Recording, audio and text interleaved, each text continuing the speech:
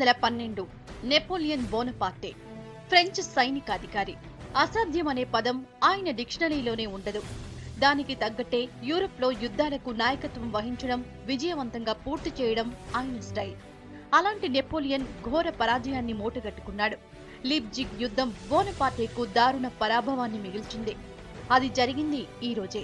Russia, Prussia, Austria, Sweden ఓవైపు, French, Poland, Italy ఓవైపు. Russia target గా లీప్జిగ్ యుద్ధానికి సై అన్నాడు బోనపార్టే. శత్రు సైన్యం వీక్ అని తెలిసే యుద్ధానికి దిగాడు. కానీ విపరీతమైన చలితో బోనపార్టే సైన్యంలో చాలా మంది యుద్ధం చేయకుండానే మరణించారు. దాంతో నెపోలియన్ వెనక్కి తగ్గాడు.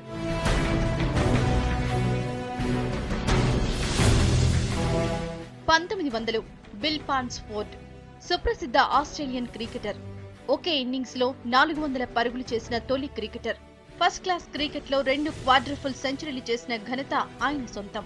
ఆధునిక క్రికెట్ లో ఆ మార్కును బ్రియాన్ లారా తప్ప ఇంకెవరూ బ్రేక్ చేయలేదు. All time great batsmen Don Bradman తో కలిసి రికార్డ్ పార్ట్నర్షిప్ లో ఎన్నో నెలకొల్పాడు. బ్రాడ్మెన్ కన్నా ముందు ఎన్నో రికార్డులు నమోదు చేసిన ఘనత పాన్స్ఫోర్డ్ ది. కానీ ఆ రికార్డులన్నింటినీ బ్రాడ్మెన్ తిరగరాశాడు, ఒక్క క్వాడ్రఫుల్ సెంచరీ రికార్డులను తప్ప. మొదటి తరం క్రికెటర్లకు స్ఫూర్తినిచ్చిన పాన్స్ఫోర్డ్ 1991 ఏప్రిల్ 6న చనిపోయాడు. 1910 సుబ్రహ్మణ్యం చంద్రశేఖర్ నక్షత్రాలపై పరిశోధనలు చేసిన భారతీయ సంతతి శాస్త్రవేత్త.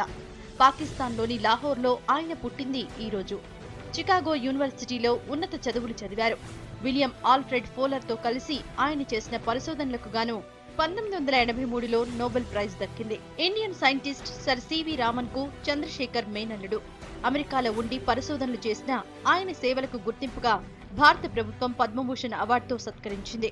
85 ఏళ్ల వయసులో 1995 ఆగస్టు 21న అమెరికాలోని చికాగోలో కన్నుమూశారు.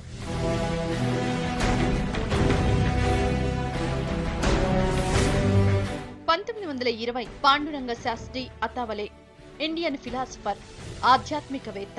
ఆయన పుట్టింది ఈ రోజే. మహారాష్ట్రలోని రోహాలో పుట్టిన అతావలే సామాజిక సంస్కరణల కోసం కృషి చేశారు.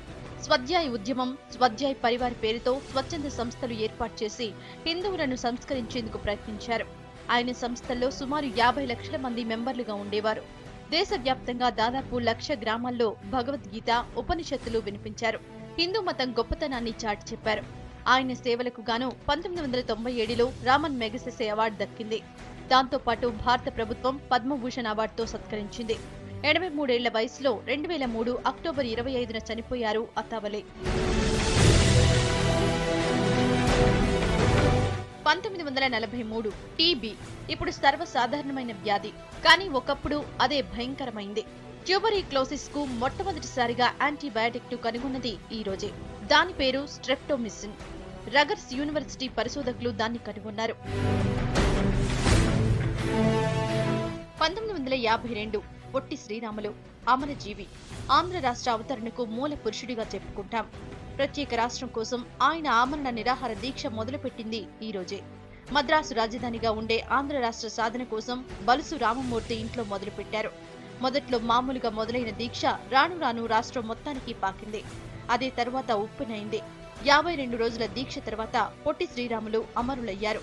1952 డిసెంబర్ 15న పొట్టి శ్రీరాములు చనిపోయారు.